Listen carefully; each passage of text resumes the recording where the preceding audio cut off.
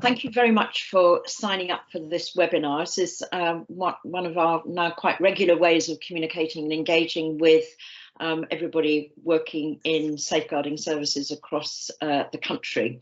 And today we've got a kind of representation from lots of different places, different professional groups and different partnerships. So looking forward to a really good conversation with all of you. So the webinars are obviously following on from the publication in the middle of September of what is our third national review about safeguarding children under one who've died or been seriously harmed from violent accidental injury. And as you know, this has got a very specific focus on men and male carers. And it's been a tough review because the issues being raised are distressing and very, lot of kind of very poignant issues about the lives of these babies who've been very seriously harmed or sometimes been killed at the hand of their male carers. Largely their birth fathers, but also some stepfathers, and Mark will talk you through that. We initiated this work because when we looked at the evidence from the reviews, the rapid reviews, the practice reviews, and formally the serious case reviews, there was a very strong and dominant theme about the prevalence of babies under one who'd been seriously harmed or killed by their male carers, and in contrast to the lesser sort of prominence from deaths or serious injury at that very young age from female carers. And we felt it was really a crucial issue to explore and unpack further. But what we also found quite quickly was that the kind of knowledge about this group of men and their lives, the things that kind of motivated them, was very, very weak, very scanty. And what knowledge there was has been relatively poorly understood by safeguarding professionals. And these are issues which I think have been around for decades. Certainly I've been around for a long time. And, for many years we've been talking about this issue, this problem, but really not kind of got to grips with it. So we wanted to look firstly at what knowledge there is available, and Mark will talk about how we've tried to add to that body of knowledge about this group of men, because it is relatively scanty, particularly actually when you compare it with the knowledge we have about perpetrators of child sexual abuse, which is a much more extensive knowledge base. But most importantly, we wanted to understand better how the system, in terms of universal and specialist services, responds to men who are kind of vulnerable, and to these families where children and babies are very vulnerable. So that's what the report is about, and its title, and Mark will talk to this more, is it reflects the fact that these men are not invisible. Actually, they're very present in the lives of babies and small children. The problem is that they're not seen and that they're very poorly engaged with, and that has all sorts of consequences, sometimes tragic consequences for babies and for families. So that's the sort of the background to this work. Mark, who's led this review, has brought enormous kind of commitment, and I'm going to embarrass him a bit now, and extraordinary kind of determination to really, to really unpack some of these complex issues and to provide challenges to all of us, whether we're working in policy roles, practice roles, strategic leadership roles, because actually there are huge challenges to every single one of us, and you'll see and hear that there are, we've suggested made a whole swathe of recommendations to central government, but also to safeguarding partnerships, because what we want is that this report will have purchase, it will have impact. We don't have any magic solutions for this, but we think that it is absolutely a critical theme that we all need to take forward, and we need to take responsibility together for addressing and working out different ways of engaging and working with men, because actually this is in the interest of a very significant number of babies who are potentially can be harmed, and as we well know, can sometimes die. So at that point, I'm going to hand over to Mark, who kind of take you through into the substance of the report and our findings. Over to you, Mark. Okay, thank you, Annie, and thank you for those kind words. So two kind of apologies in advance. We've got a lot to cover today, so apologise if this feels a bit of a speedy garble, but there is a lot in. And for those who've not yet read the report, let me just be clear, these are headlines. What we're going to give you here is the headlines, and you will need to get into the report. There is an executive summary at the beginning of it, which will give you some of the depth and the kind of the content and the substance of the detail we're going to touch on now.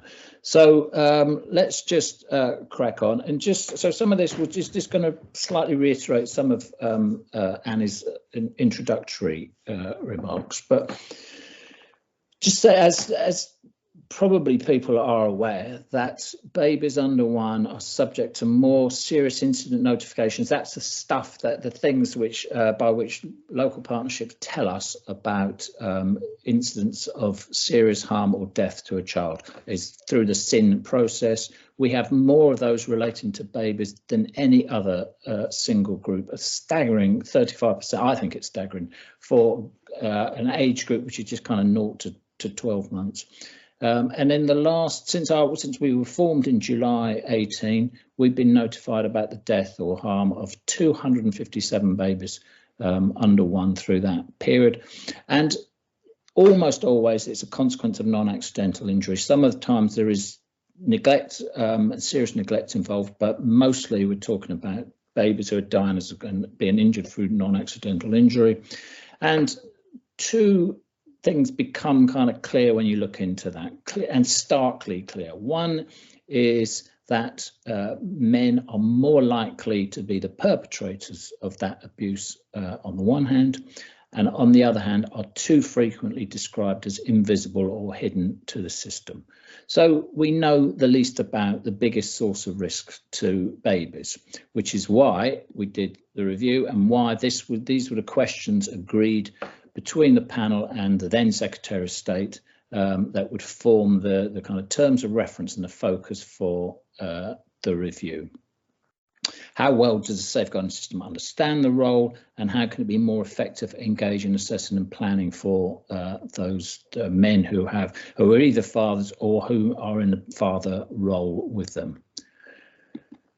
The review consisted really of 4 key elements. We looked originally at from those 257 cases. We narrowed it down to 92 cases, which was a bit more, which seemed to kind of speak to the areas we wanted to explore. And from those 92, narrowed it down further to 23 cases from across the land of SINs that have been presented to us, and reviewers worked with over 300 practitioners and managers to explore the detail of those cases in much greater depth, and use that to identify some of the core themes that we're going to talk about as this goes on.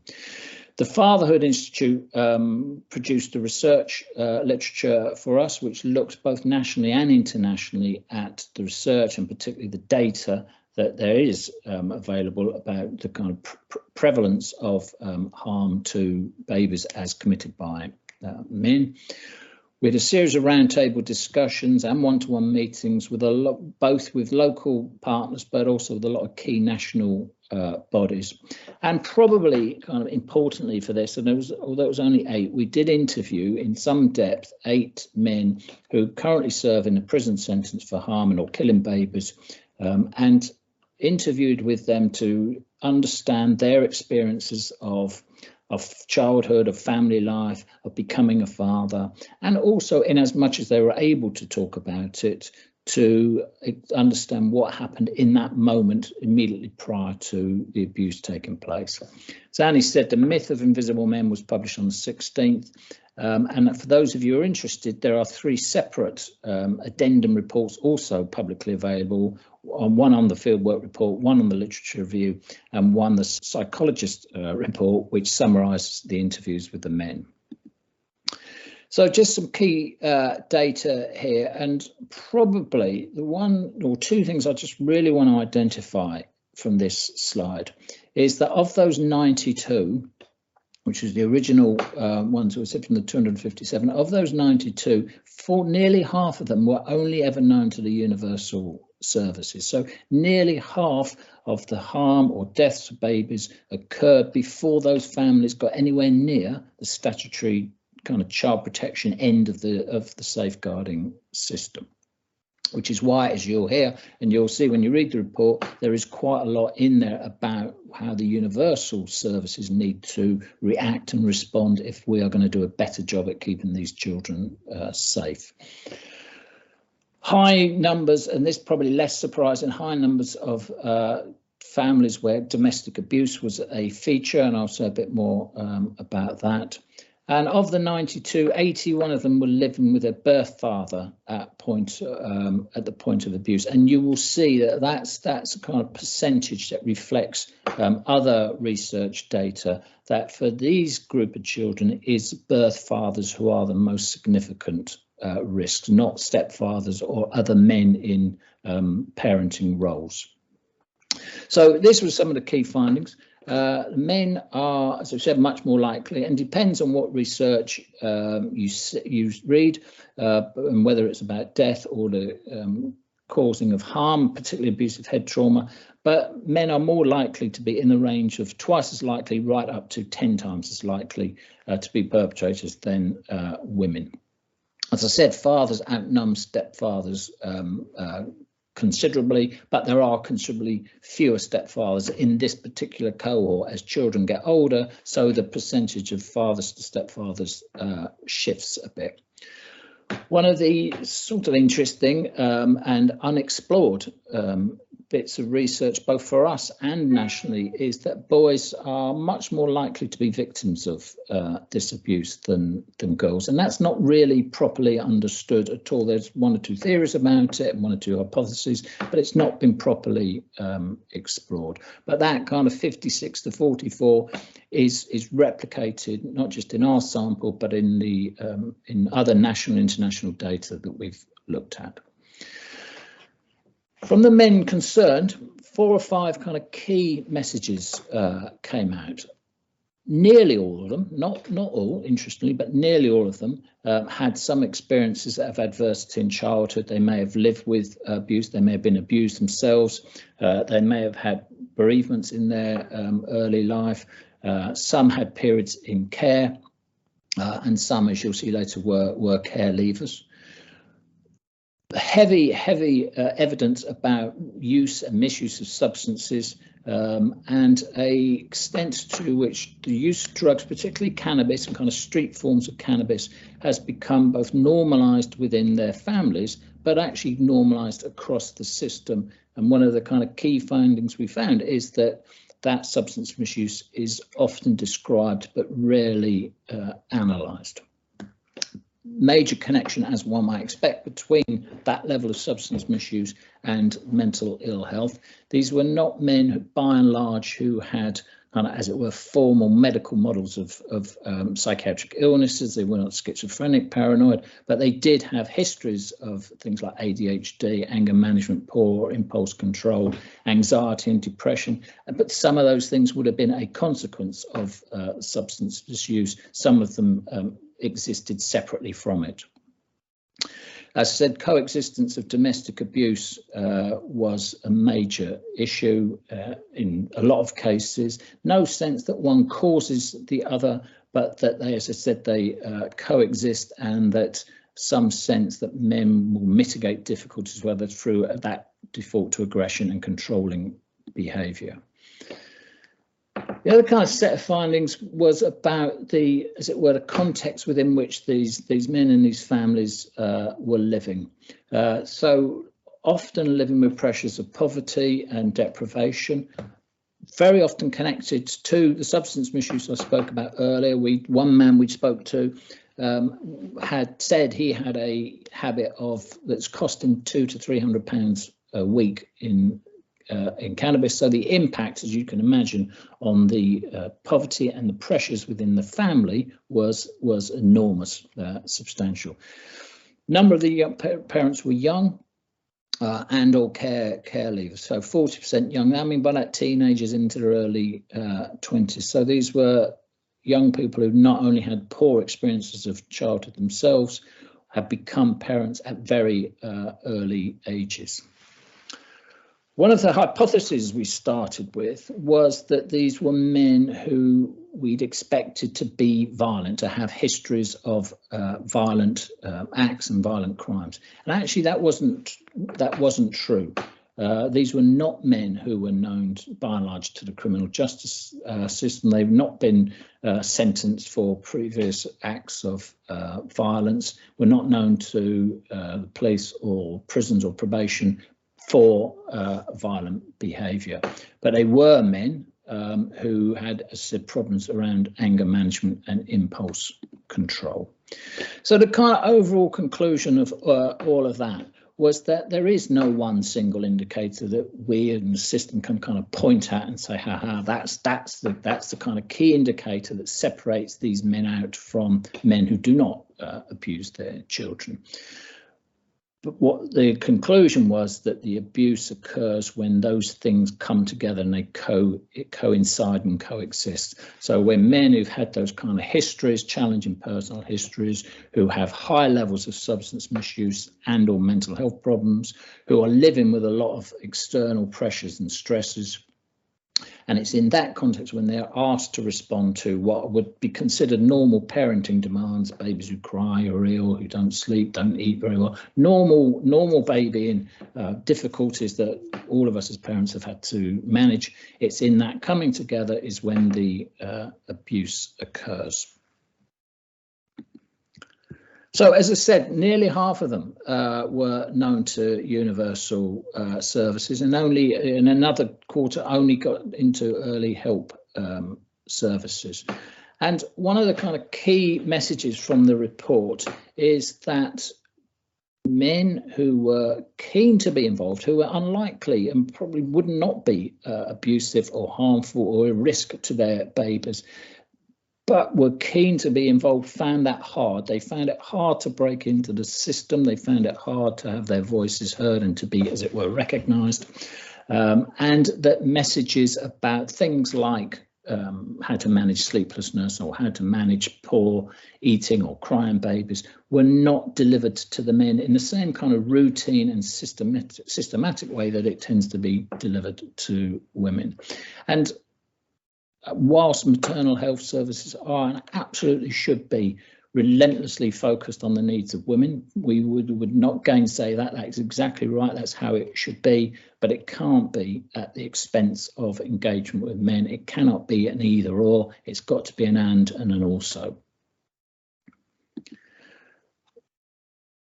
When we looked at some of the key kind of strategic drivers for universal provision, we found that absence of fathers was kind of writ large there. Those of you in the meeting today who are from the health background will know very well about the Better Birth document, which has been around for a few years now and is still the kind of vehicle by which government NHS is delivering better and improved mental health for maternal health for women, babies and their families.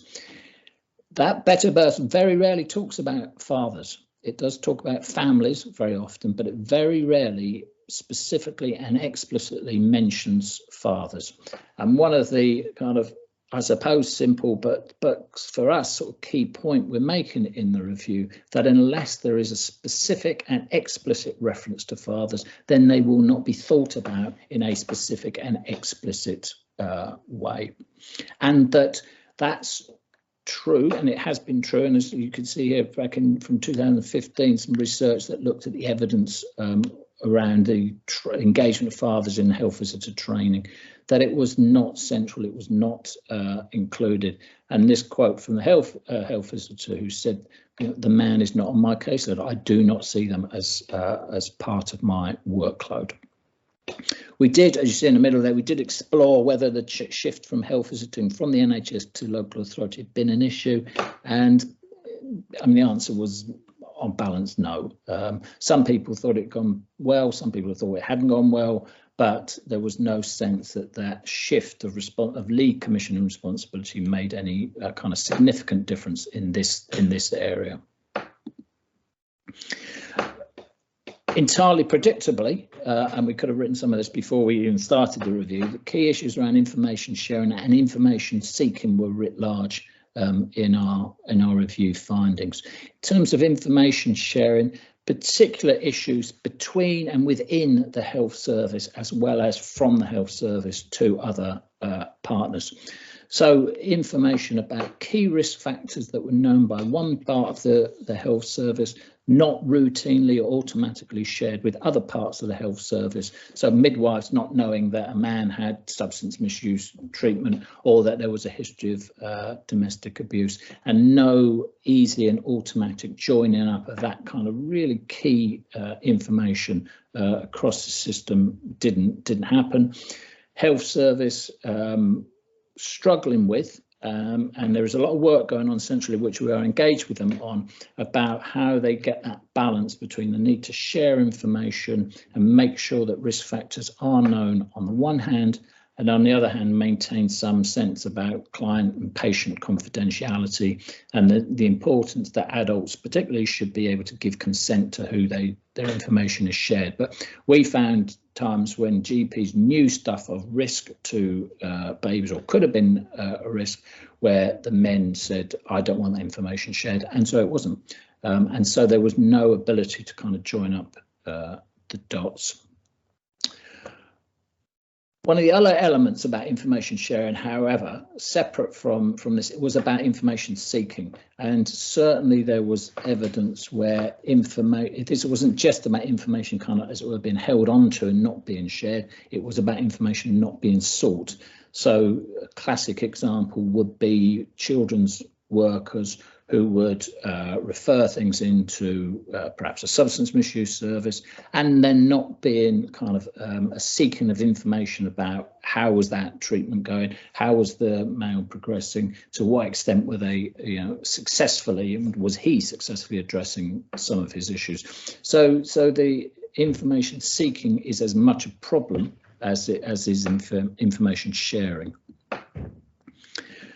When we started moving into specialist services, it was no different, really. There was no sense that men were any more evident in statutory services for children, at that, particularly children's social care, but into formal child protection services than there were in universal provision. And that fourth bullet point there about men involved in more than one set of care proceedings is worth just saying a bit more about. Many of you will know about the Pause project, which is and there has been a significant investment into that to, once the issue was identified about women who were engaged in what's known as recurrent care proceedings, so where they had more than one or two children being taken off them in care proceedings. And quite rightly identified as a problem, quite rightly services in place to help meet their needs. Very, very recent research called Up Against It from the University of East Anglia produced, which says actually there are also 30,000 men who are involved in more than one set of care proceedings, about whom we know very little. And about whom there is no, as yet, any kind of service provision. So this sense that men are kind of not seen, not heard from within the specialist service is there just as it is within the universal provision. And this is true both in children's services and in adult services. And as you'll have known, you've seen from earlier about the characteristics of the men, these were often men who either were or who needed to be engaged in adult service provision, whether it was substance misuse or mental health or domestic abuse services. And when that was the case, then one of the key findings we found was that children's and adult services existed almost in self-contained bubbles, and there was not nearly enough join up and integration between them. So adult services typically would be working with men who were, as I said, in substance misuse or mental health, and they'd be working with them as an adult. What they wouldn't be thinking is about how is this work we are doing, how is that impacting upon this man's role as a father, how is it impacting on the family, What's the risks that's coming out from the work we're doing with him that might impact on others in the family? And again, as I said earlier, from children's perspective, a bit of a sense of it being a bit of a referral and tick box culture. Here's a man who has a substance misuse problem. I have referred him into substance misuse, tick, job done. You know, and there is a need to do much greater integration and alignment across children's and adults. So what does all this mean for practice? And you know, let's be clear, we are clear that this is not easy, that finding, engaging, assessing, working with these men is not easy, and we're not suggesting otherwise. Some of these men are very difficult to work with. Some of them are aggressive, they are intimidating, they're threatening, and some of them will absent themselves. They will make themselves hidden or invisible to avoid the kind of work that needs doing with them, and to avoid, frankly, their roles and responsibilities as a father. So it's not easy. What the review found in quotes, and if you have a look, you know, I think there are 4 separate guidances which we'd identified, which talked about and identified good practice in engaging and working with men, pointed primarily at social work, at children's social workers, but not exclusively so. And a lot of the messages in there would be of value to all professionals. And what we constructed, perhaps I'll just move to this, is a kind of 4-tier model, which said you need to work, as it were, from the kind of working at the bottom in that first, you know, work, showing a readiness to engage and work with men, understanding them, who they are, what's their images and senses of father, what's their anxieties, what's their hopes and fears of becoming a father, what were their own experiences of being fathered and being in family life, to what extent is their race and ethnicity playing out in their behaviours. How can you then move into working with them to help think about parenting strategies, how they could be better understanding child developments, building an authentic engagement with them, moving out to the next level to say, well, that needs to be supported, that kind of work needs to be supported within the system through supervision, through line managers, and then within the service design by service leaders who are setting a kind of culture and context that says, you know, in our partnership, the work that we do, we expect there to be an engagement with men. We expect staff to be trained and able and skilled and confident to work with men. We expect there to be the necessary tools made available to work with them.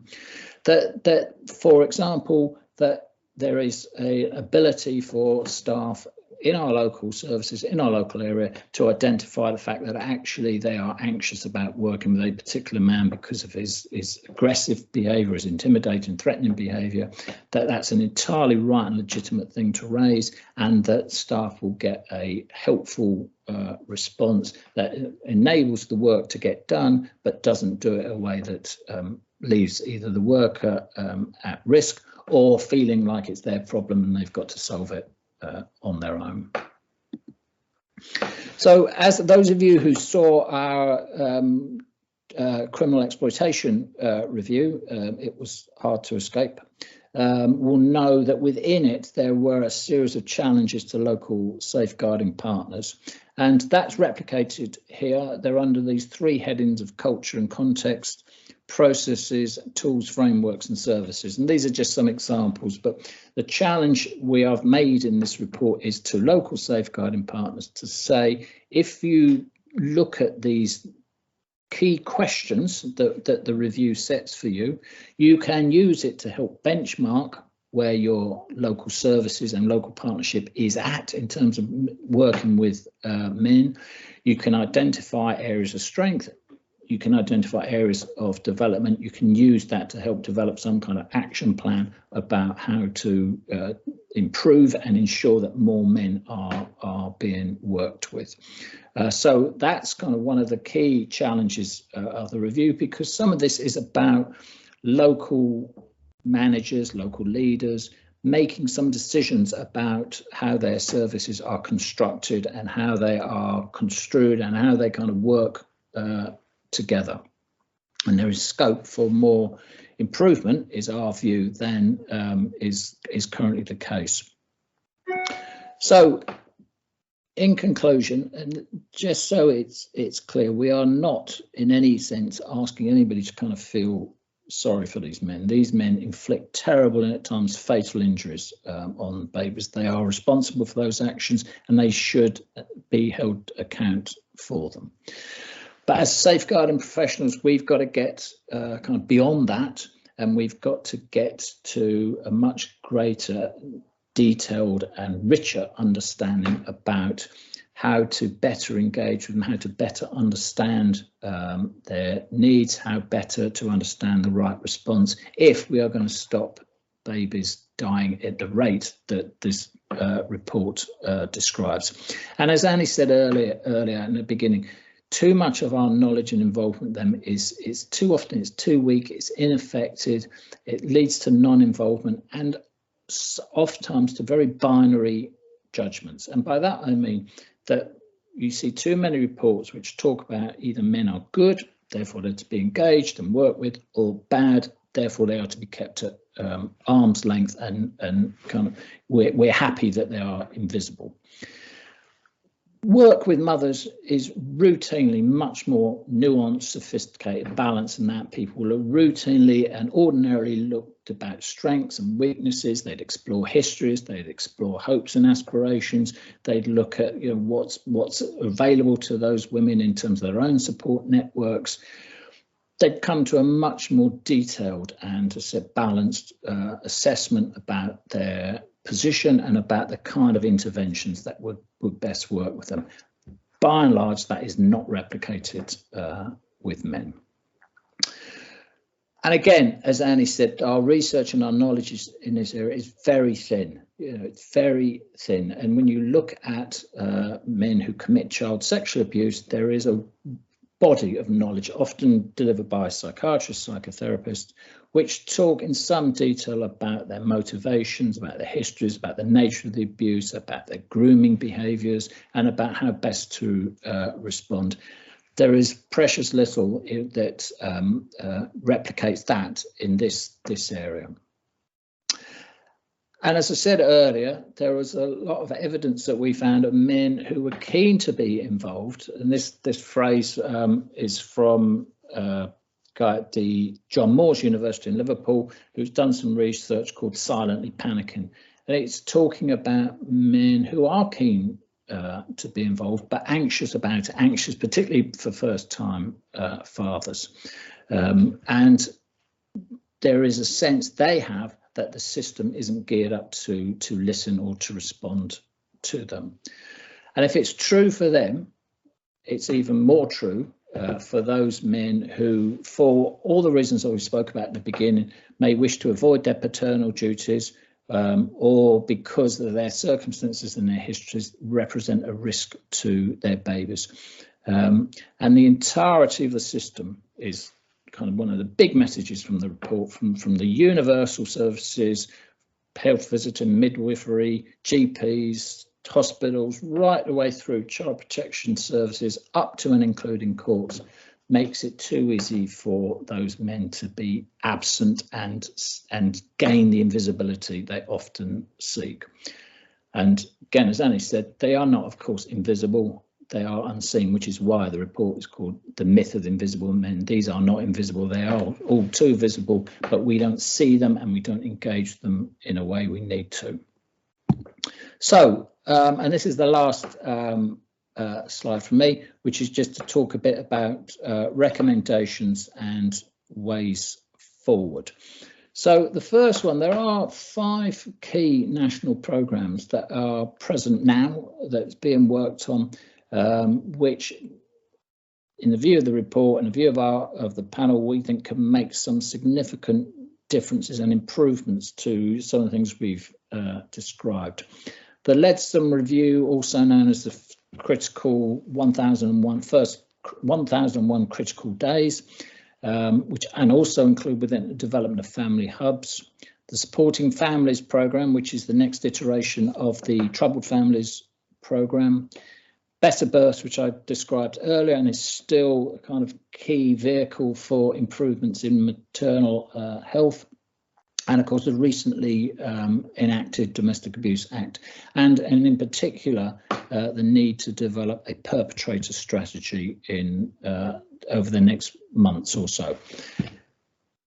So we are saying there's no need to develop new national strategies and new national programs. There is enough in these programs if they are sufficiently tweaked or changed or developed that can address the issues in this report, and that the detail of the reviews talks about their need to do that. They need to be very explicit about the engagement of men, that when they are funding, as they will be funding pilots and developments, part of that funding stream is designed to engage men, and any evaluation of the impact of their work includes specifically and explicitly how successful they've been with engaging with men and with fathers.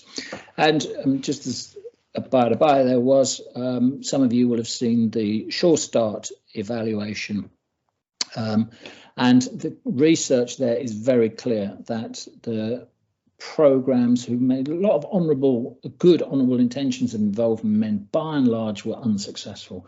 By and large, they did not work in engaging with men. And there are some really good and powerful lessons from that research, which the policy people who are driving these reviews need to understand and actively respond to.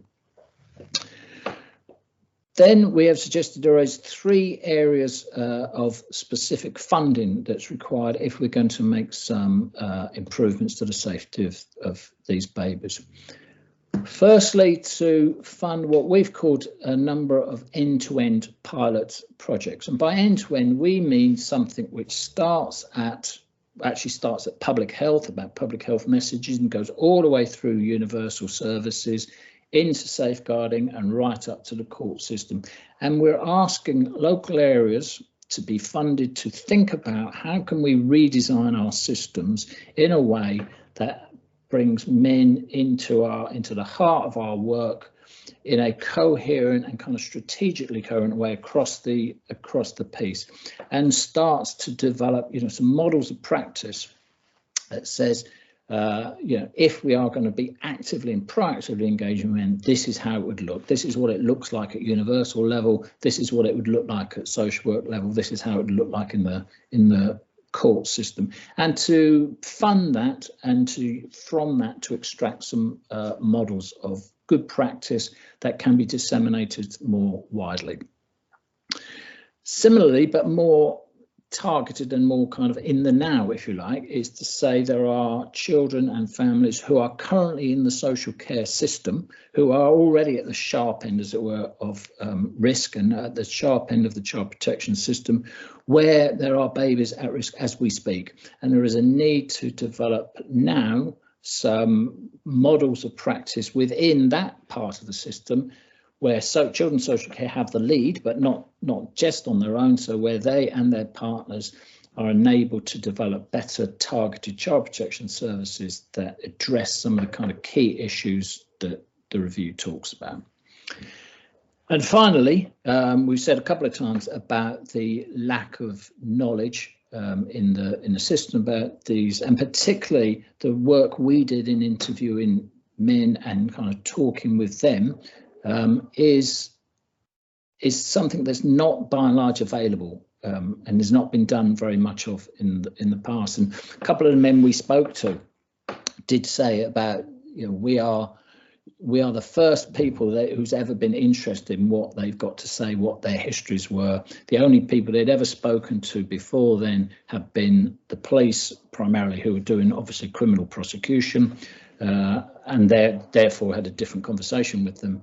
So this more exploratory conversation is not something that happened with them. And our suggestion is that this needs to be expanded and needs to be increased, and that there is a potential for a body of learning and a body of knowledge there which will become really helpful to the system. So Annie, Steve, I think that Yep. takes us to the end. Yes, it does. So I have not been looking at the chats yet, so I'm happy to pick up any queries and comments as might be helpful. Fine. Thank you, Mark. I'm going to open up to questions, but just to synthesize exactly what's happened in terms of the commentary in the chat, thank you for all those who have contributed. I'm sure you've got some questions. Please indicate in MS Teams if you want to verbally ask a question. The icon's just next to the chat and it's a sort of hand up with a smiley face. So click that if you want to ask a question. Mark, 4 or 5 topics coming back. One is around attachment.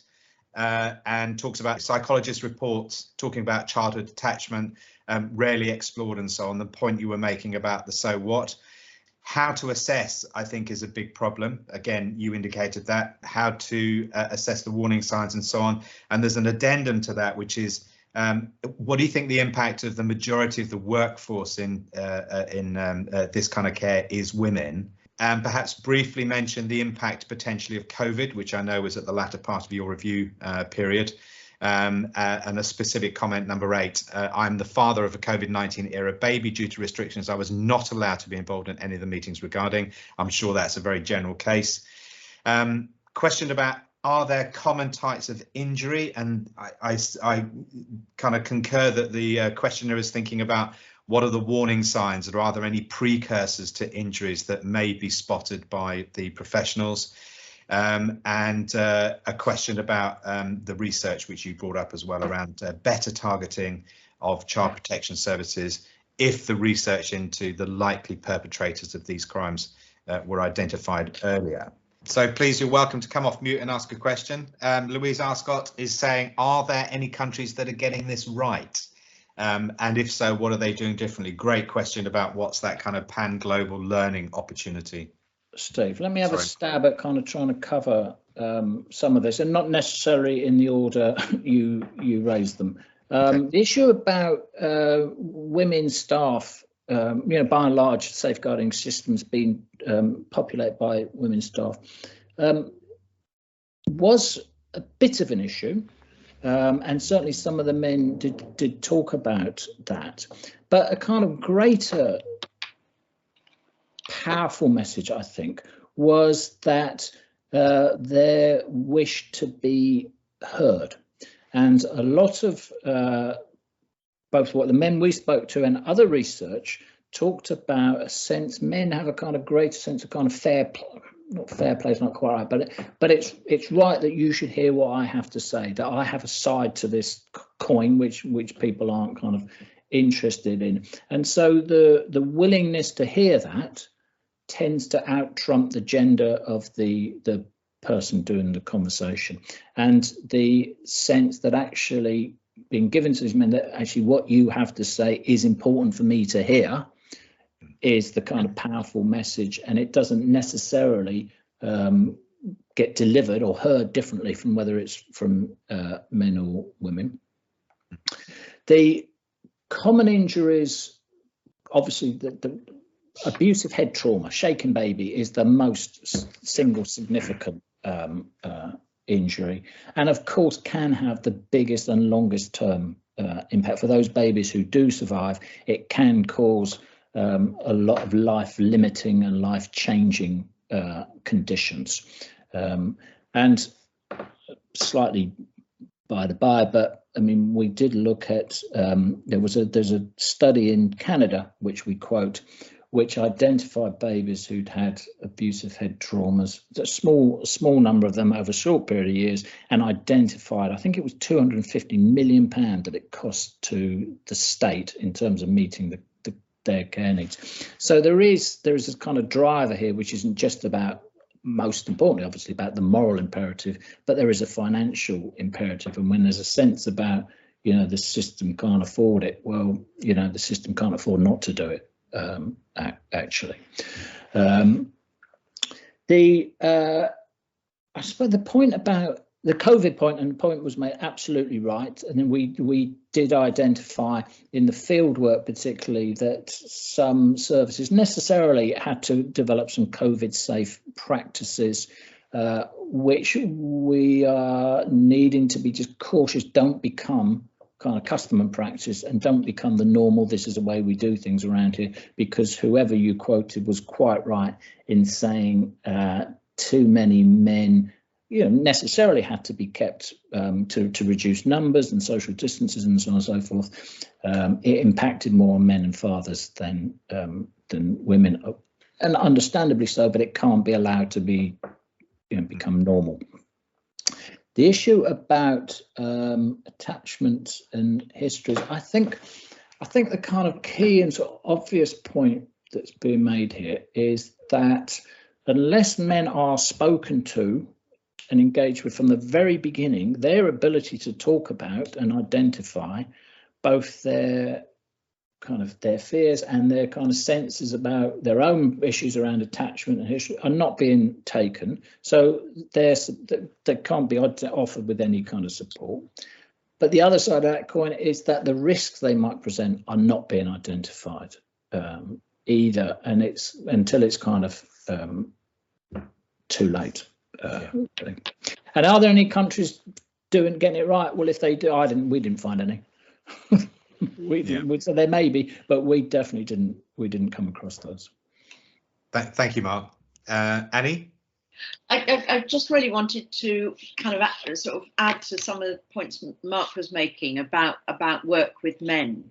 We had quite a lot of discussion, Mark and I and others, about whether better work with men was qualitatively different or needed to be qualitatively different to work with women, or whether, and Mark makes some really clear points about this in the report, actually it's about using existing skills, whether that's as a health visitor, midwife, social worker, whatever, but in a slightly different way to reflect the fact that sometimes the styles of communication, the styles of engagement that men will want may be slightly different from those that women, and anyway, it always needs to be kind of individually tuned.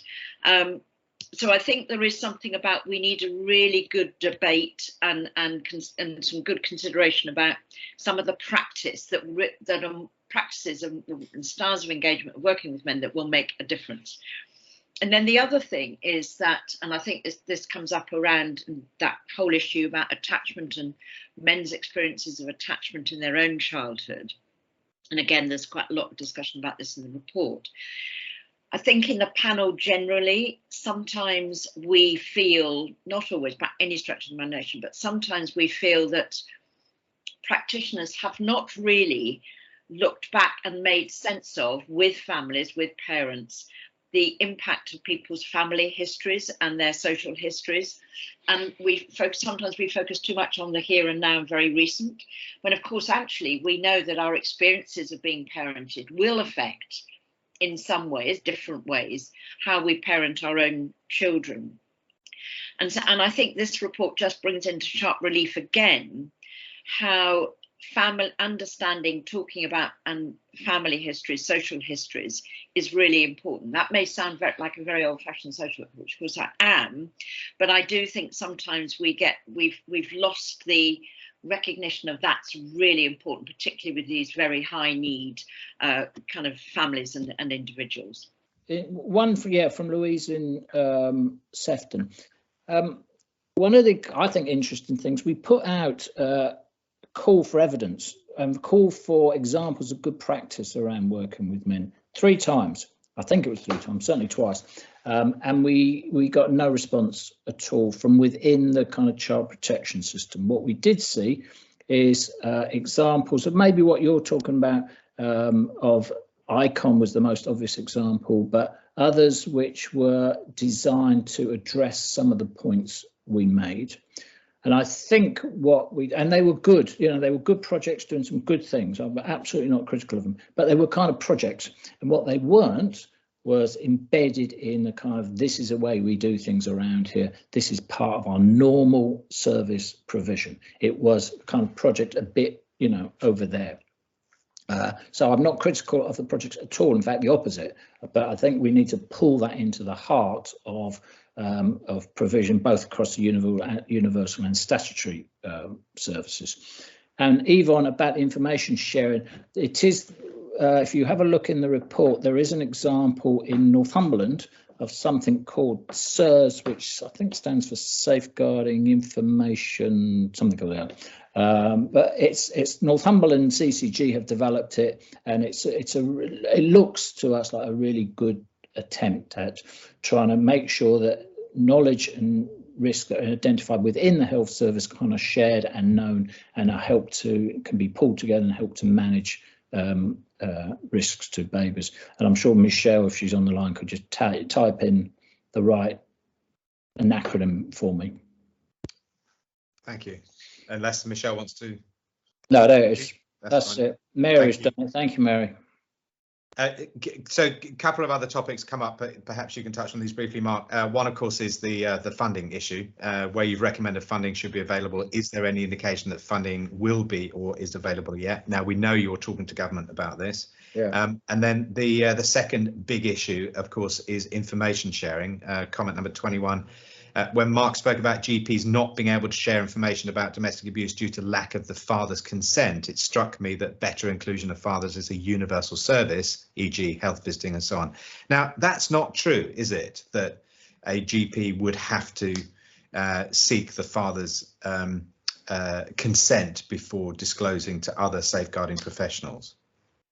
It's not true if there is clear evidence that the information held is of a child protection nature, and it kind of in social care language tips it into a section 47 child protection investigation. No, then that out trumps any risks about safeguarding. And the problem is it's a kind of a bit of a circular problem, because until you are able to pull all the bits of information together, you don't know whether it's a safeguarding problem or not.